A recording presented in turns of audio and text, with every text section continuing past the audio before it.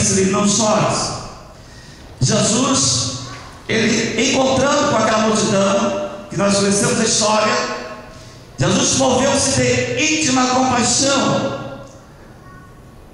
pelo choro daquela mãe que estava ali junto com a multidão, levando o filho para que fosse sepultado. A Bíblia diz que Jesus moveu-se de íntima compaixão por ela e disse: mulher, não chores. Jesus, na verdade, eu creio que naquela hora ele deve ter pensado: hoje essa mãe está levando o filho para ser sepultado.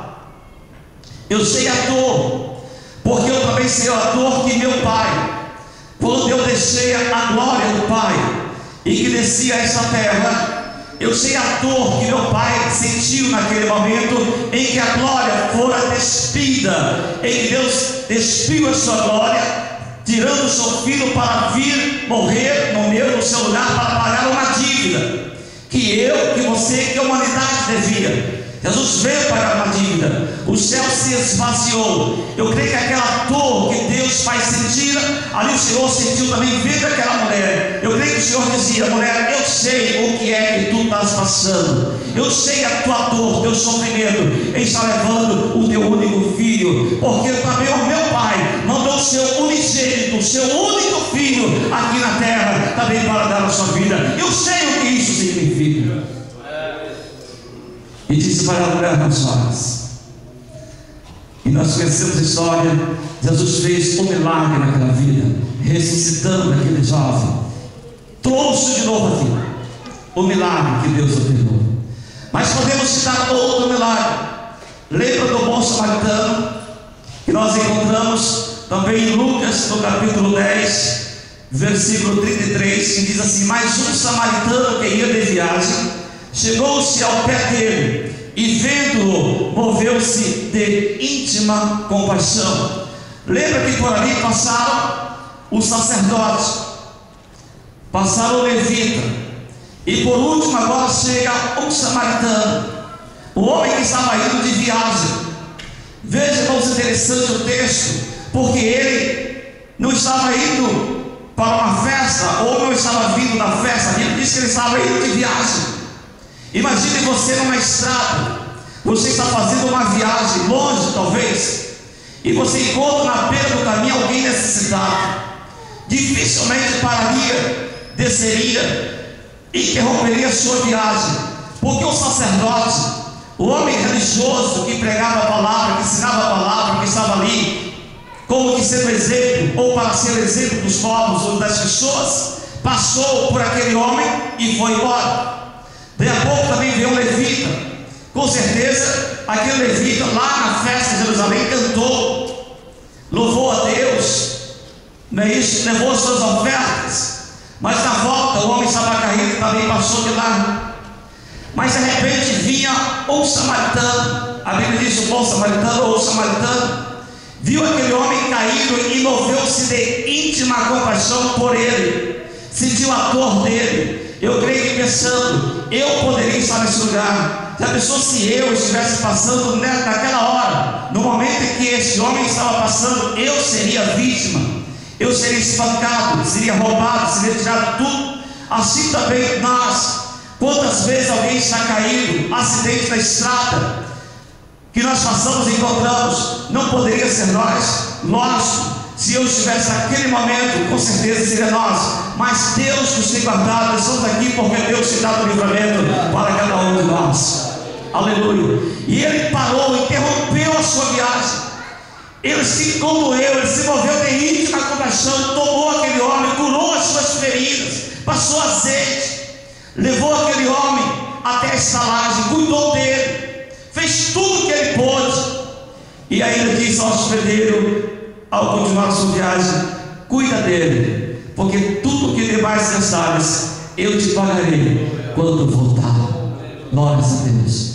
Hoje o Senhor, como que dizendo, como bom samaritano, como que dizendo à igreja: cuide das pessoas, porque daqui a 2 dias eu retornarei, e tudo quanto gastardes eu vou retribuir com o meu galardão a cada um segundo as suas obras. Tudo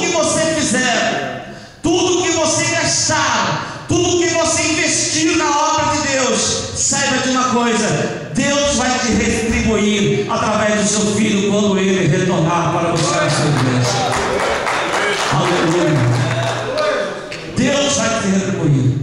Paulo escrevendo aos Coríntios, ele diz que o vosso trabalho, ele não é vão, Senhor. Deus jamais vai deixar que alguém não seja retribuído. Deus vai retribuir a cada um segundo as suas obras. Louvado seja o nome do Senhor. Na verdade, aquele samaritano exerceu um milagre, porque aquele homem, certamente lá depois deve ter dito: Deus fez um milagre. O primeiro milagre, ressuscitando o filho da viúva de Naim, o milagre operado pelo próprio Deus. Mas o segundo milagre, o milagre operado pelo próprio homem. Ele fazendo o milagre, e aquele homem certamente dizendo depois: Deus fez um milagre na minha vida. Eu iria morrer na beira da estrada, eu estava caído, espancado, quase morto. A Bíblia relata isso, que ele estava meio morto ou quase morto. Mas hoje, com certeza, ele deu testemunho dizendo: hoje estou aqui para a glória de Deus, porque Deus fez um milagre na minha vida. Portanto, se Deus às vezes não está fazendo um milagre em você, na sua família, mas você pode fazer um milagre para Deus, glorificando o nome do Senhor. Louvado seja o nome de Jesus. Mas para isso tem um preço a pagar. Quando nós lemos a Bíblia, eu sempre vejo 3 grandes profetas que eu muito admiro. Admiro muito Isaías, Jeremias, Ezequiel. 3 grandes profetas, dentre outros, vamos citar apenas 3.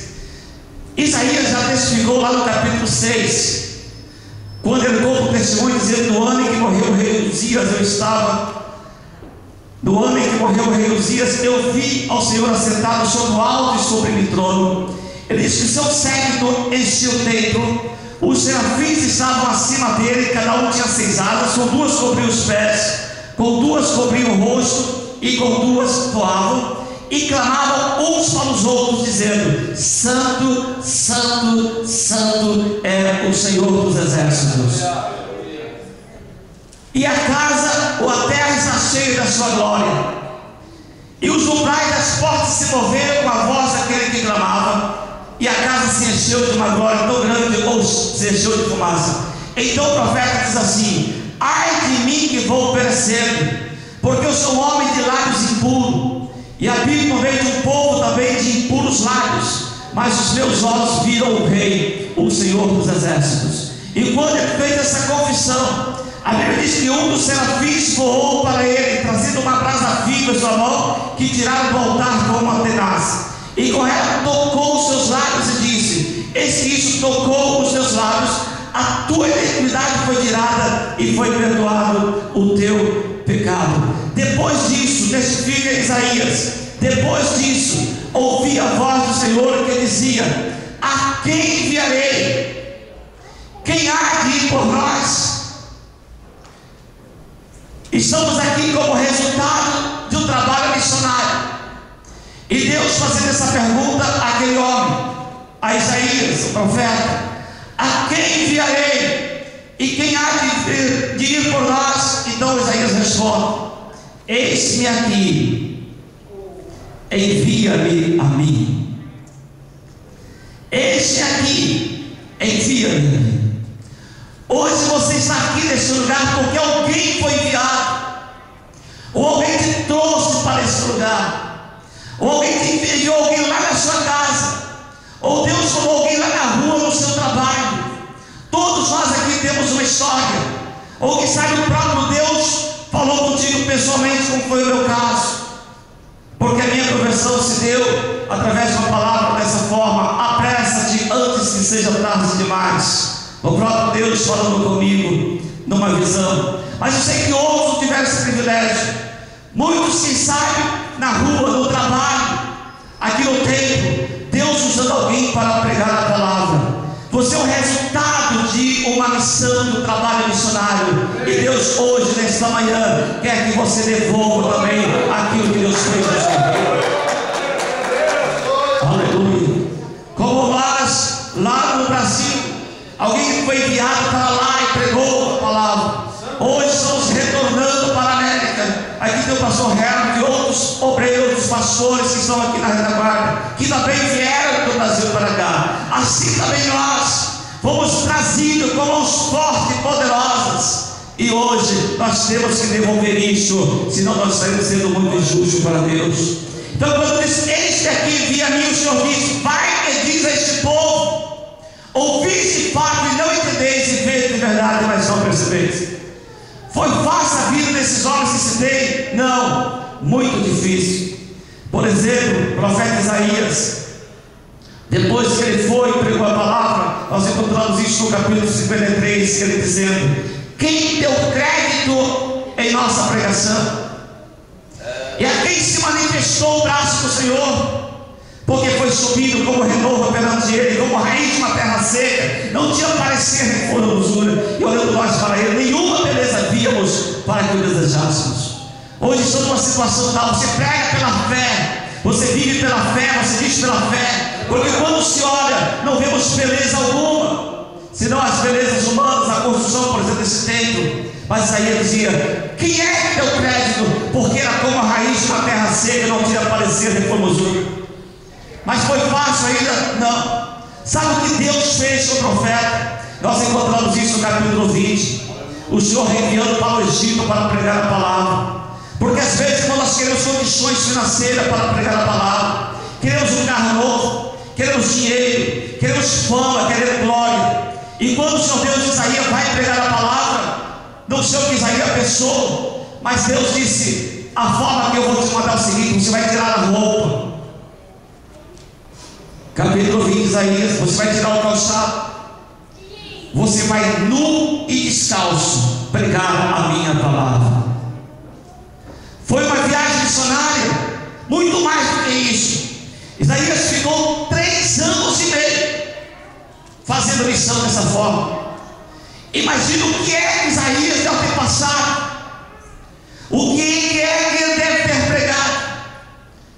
Se fosse eu no lugar de Isaías, sabe o que eu diria pelo caminho? Dizer: Senhor, estou com vergonha. Senhor, estou com vergonha. Aí quando eu leio que nós devemos ter o mesmo sentimento que houve em Cristo Jesus, eu creio que Deus dizia para Isaías: agora você está sentindo o que eu estou sentindo. O meu povo, estou com vergonha do meu povo, dizia Isaías. Estou com vergonha do meu povo. Você agora sente, Isaías, o que eu estou sentindo. O pregador tem que ter o mesmo sentimento que houve em Cristo Jesus. O pregador tem que sentir o que Deus sentiu, tem que sentir o que Deus sente. Eu lembro-me quando Deus descera ao Éden, que estava Adão e Eva, que eles haviam pecado, estavam escondidos. Eles tinham feito, conforme relata Gênesis 3:7, eles tinham feito aventais. Mesmo assim ficaram com vergonha e se esconderam. Aí Deus chega e pergunta: Adão, cadê você, Adão? Nós estamos aqui escondidos. O avental, acho que todo mundo sabe o que é avental. Sabe o que é avental? Não sabe? Avental. Geralmente as mulheres usam aventais para trabalhar, é para evitar que a parte do corpo suja, mas na verdade o avental é a roupa que cobre as partes íntimas. Aí Deus viu aquela armação e disse: não, vamos fazer túnicas. Capítulo 3, verso 21. Aí Deus fez túnicas para ele. Então eu creio que Isaías sentiu de fato o que Deus estava sentindo. Isaías nu pregando a palavra, e dizia: Senhor, estou com vergonha. Deus dizia: é isso que eu também estou com vergonha do meu povo. Você tem que sentir o que eu estou sentindo, Isaías, porque assim você vai pregar de fato. Você tem que mover de íntima compaixão por eles e pregar a minha palavra. Aleluia. É fácil? Imagina você no lugar de Isaías. Mas e Ezequiel? Ezequiel, no capítulo 4, Deus disse: Ezequiel, faça um bolo. Ontem comemos um bolo muito gostoso, não é isso? E Deus deu todos os ingredientes para o bolo.